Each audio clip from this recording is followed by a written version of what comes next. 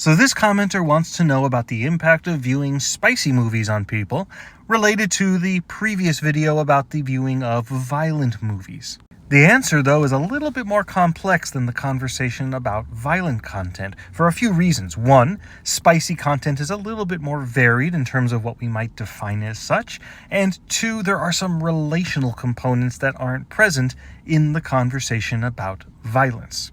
And this is why I think the answers in the research are a little bit more varied. On the one hand, not unexpectedly, viewing spicy content does seem to lead some individuals to want to do what they see on the screen in their relationship. So there is an influence in that way, and I think that is a little bit to be expected. When it comes to more direct, clear negative impacts, though, this becomes a little bit more muddy.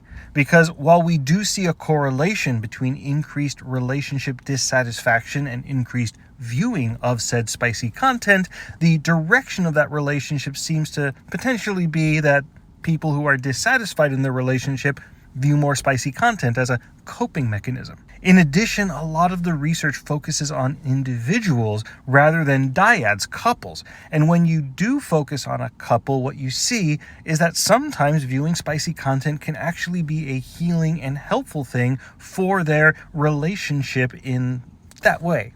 And when there are other negative impacts on the relationship, they seem primarily focused on guilt, meaning if somebody is viewing spicy content when they know that part of their relationship contract is, I don't want you to do that, then we have that negative impact. But that's because of a violation of the relationship's trust, not inherently due to the viewing of said content. So to make a long story still long at this point, watching spicy content can have a multitude of effects. Some can be negative and some can actually be positive. And it's really about the relationship between the couple, between the person and what they're viewing, and the specifics about exactly what kind of spicy content we're talking about.